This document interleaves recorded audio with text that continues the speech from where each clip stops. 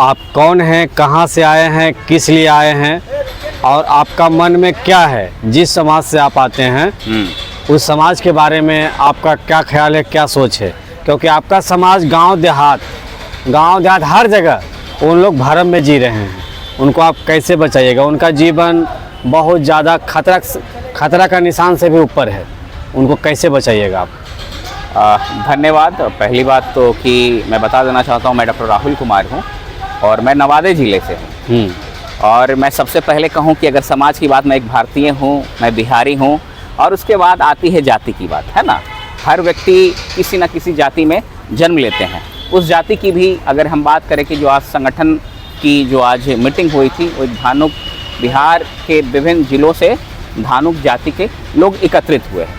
अब सवाल है कि धानुक जाति की अगर हम बात करते हैं, थोड़ी सी हम ऐतिहासिक पृष्ठभूमि में जाना चाहेंगे। ये मेहनत कश के लोगों है ना। धनुर्धर जब पहले हुआ करता था तो धनुष बाण चलाने में रहते थे। धनुष बाण चलाने का तात्पर्य क्या हुआ कि गार्डिंग का काम करते थे, सेफ गार्डिंग का काम करते थे, रक्षा का काम किया करते थे। यानी कि ये उस तबके से आते थे जो समाज के मेहनतकश वर्ग होते थे, उसमें से जाति आते थे।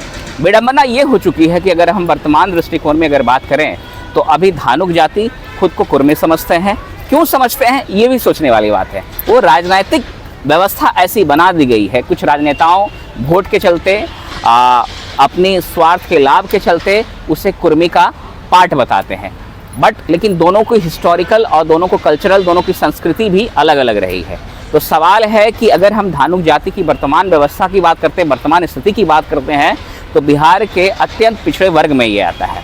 और सवाल अत्यंत पिछड़े वर्ग में भी अगर हम बात करते हैं तो उस पिछड़ेपन में है जहाँ पर शिक्षा उस कदर नहीं पहुँची है, जहाँ पर स्वास्थ्य उस कदर नहीं पहुँची है, जहाँ पर रोजगार उस कदर नहीं पहुँचे है। अभी भी मेजॉरिटी 80% से ज़्यादा लोग एकदम पिछड़े पावदान पे हैं। कुछ जो आगे चल चुके हैं और कुछ पीछे छूट चुके हैं। अब सवाल एक जागरूक नागरिक होते के नाते, एक बिहारी नागरिक होते नाते, उस समाज के आप हिस्से अगर होते हैं तो आपकी ये दायित्व बनती है कहीं ना कहीं उसे जागरूक करें। अब सवाल है कि जागरूक कैसे करेंगे। जागरूक वैसे करेंगे जो समाज के तबके में जो पीछे छूट चुके हैं उनको साथ लीजिए, जो आगे बढ़ चुके हैं उनको साथ लाइए और सब मिलकर पूरे समाज को आगे बढ़ाइए। आप हर रूप से कर सकते हैं, शिक्षा के माध्यम से कर सकते हैं, एक बेहतर समाज का ट्रांसफॉर्मेशन कैसे कर सकते हैं। आप एक विद इन कास्ट में सिर्फ लिमिटेड ना रहे, एक समाज का एक संरचना बनाने का जो कार्य होता है, हम सबको मिलकर के एक जवाबदेही होता है। चाहे आप किसी जाति के रहें, किसी धर्म के रहें, लेकिन आप अपने अगर उस समाज के हिस्सा हैं तो कहीं ना कहीं जो पिछड़े छूट चुके हैं उनको आप आगे बढ़ाइए। और शिक्षा के माध्यम से आप बढ़ा सकते हैं कि अगर कोई इंडस्ट्रियलिस्ट हो सकते हैं तो उनको रोजगार देने के माध्यम से बढ़ा सकते हैं, अवेयरनेस प्रोग्राम्स को लेकर के बढ़ा सकते हैं। अच्छा, ये बताइए सर, आपके समाज के आप बोलते हैं धानुक परिवार, लेकिन मेरे इधर में कोई जाति नहीं होता है जी। जाति का मतलब जानवर होता है। लेकिन आपके जो है धानुक परिवार में, आप खुद बोले, सारे युवा लोग, लगभग युवा लोग लगभग बेरोजगार है, इधर से इधर बौख रहा है, इधर से इधर घूम रहा है, उसके पास कोई काम धंधा नहीं है, झूठ मूठ के लड़ाई झगड़ा में झंझट में फंस जा रहा है। उसको कैसे बाहर निकालिएगा। देखिए, दो चीज़ आता है। पहली, अगर हम बेरोजगारी की बात करें तो सिर्फ बेरोजगारी सिर्फ धानुक जातियों में नहीं है, बल्कि हर जातियों में है। उसमें से एक आता है, जब हम बात कर रहे हैं कि बिहार के यूथ तबके में है जो 80% अभी भी लोग एक्सट्रीमली बैकवर्ड में हो चुके हैं। अब उस 80% में सबसे ज़्यादा यहाँ पर अनएम्प्लॉयमेंट है और अनएम्प्लॉयमेंट होने के कारण, शिक्षा सही से नहीं होने के कारण वो लड़ाई झगड़े झंझट में आ जाते हैं। सबसे बड़ी चीज़ है तो शिक्षा। जब शिक्षा का लोगों के पास जाएगा, जब शिक्षा की जागरूकता के प्रति जब लोग जुड़ेंगे शिक्षा के माध्यम से, तो स्वाभाविक सी बात है कि अगर स्किल डेवलपमेंट प्रोग्राम्स चलेंगे, बहुत सारे ऐसे सोशल अवेयरनेस प्रोग्राम्स चलेंगे, तो लोगों के पास जब स्किल आ जाएगी तो कहीं ना कहीं रोजगार अपने आप को सृजन किया जा सकता है। क्योंकि सरकार की स्थिति अगर हम देख लें, बिहार सरकार हो चाहे भारत सरकार हो, चाहे आप बात करें, तो अभी उतने उस स्तर से, उस पेस पे एम्प्लॉयमेंट क्रिएट नहीं कर पा रहे। तो कहीं ना कहीं अपने समाज के वो तबके हैं जो स्किल डेवलपमेंट पे काम करें तो आगे बढ़ सकते हैं।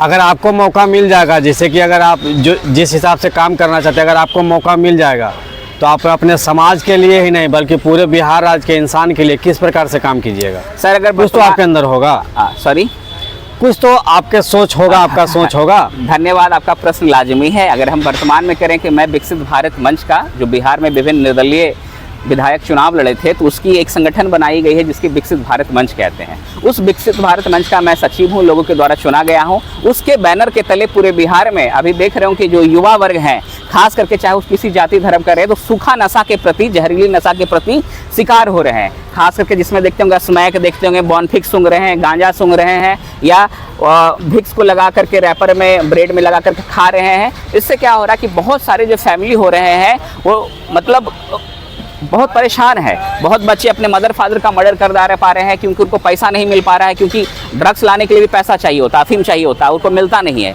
उनको आदी हो चुके हैं। तो उस पर हम एक जागरूकता कार्यक्रम चला रहे हैं, पूरे बिहार में चला रहे हैं। अभी हमारे रिसेंटली हाजीपुर में ही हुई थी, आने वाले समय में नालंदा जिला में भी होने वाली। अच्छा, और एक लास्ट में एक सवाल रहेगा जी। 5 लड़का मिल करके, यानी शैतान जी, 5 वो लड़का मिल करके किसी लड़की को उठाता है जी, उसका रेप बलात्कार करता है, उसका कपड़ा नोचता है, उसके दिल दिमाग पर क्या गुजरता होगा उस समय? ये आपके समाज में भी हो चुका है।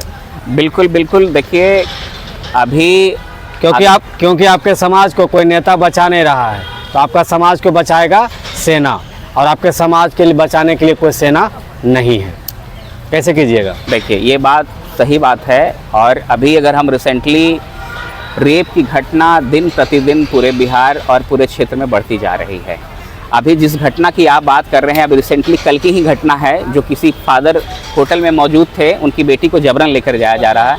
ये एक बहुत बड़ा, समझिए कि समाज का उस हिस्सा को, तमाम हिस्सा को जागना पड़ेगा, चाहे आप उस समाज के हों चाहे ना हो। आप सवाल है कि किसी महिला का, किसी बच्ची का अपमान हो रहा है, किसी का रोप हो रहा है, इससे घिनौनी कुछ नहीं हो सकता है, इससे अपराध कुछ नहीं हो सकता है। तो यहाँ पर प्रशासन को इसके लिए स्टेप लेनी चाहिए, और तमाम जितने भी साथी लोग हैं, जितने भी समाज के हिस्सा रह रहे हैं, अपनी बहन बेटियों की सुरक्षा के लिए आप आगे बढ़ाएं। चाहे वो लड़की किसी जाति की हो, किसी धर्म की हो, सवाल वो है कि महिला है, उसकी सुरक्षा का दायित्व हम तमाम सभी साथियों का है। जी, अब सबसे लास्ट में जी, आपका मतलब कि आप इतना अच्छा काम करते हैं, आप डॉक्टर भी हैं और अच्छा काम भी कर रहे हैं, लेकिन आपके मन में कोई ऐसा बात होगा जो कि हम बनने के बाद ऐसा काम करेंगे तो इंसानों को फ़ायदा होगा? बिल्कुल सर।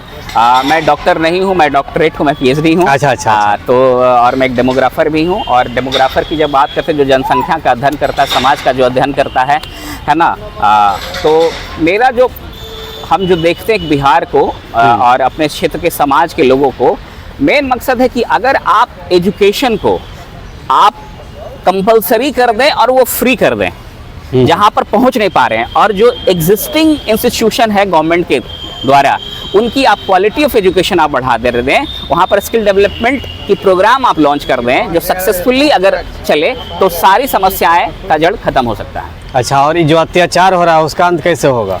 बिल्कुल, इसमें प्रशासन को जागना होगा। प्रशासन के साथ साथ समाज की भी ये दायित्व है कि अपने क्षेत्र के लोगों को जागरूक करें, और अपनी बेटियों के साथ साथ अपने बेटों पर भी उनको सिखाने का प्रयास करें, क्योंकि बेटियों का बलात्कार कहीं ना कहीं बेटों के माध्यम से होता। हो सकता है मेरा बेटा हो, वो आपका बेटा हो, तो कहीं ना कहीं जो हम बेटियों को कहते हैं कि तुम देर रात मत आओ, तुम देर रात मत आओ, तुम यहाँ मत जाओ, वहाँ मत जाओ, तो वो चीज़ हमको अपने बेटे को भी कहना पड़ेगा और समाज को बेहतर बनाने का प्रयास करना है। सबसे लास्ट सवाल जी, कि आप रेपिस्टों को जी यहाँ क्या सजा मिलना चाहिए?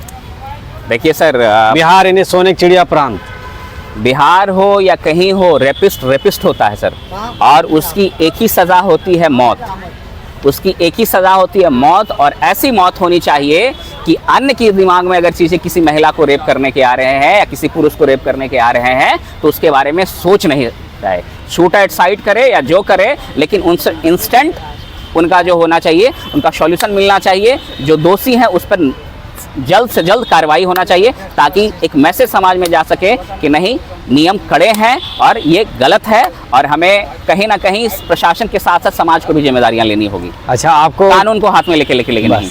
एक लास्ट में जी, क्या आपको बिहार राज्य के अंदर यानी सोने की चिड़िया प्रांत के अंदर आप अशोका मैदान में खड़े हैं जी, आपको कौन सा नेता पसंद है?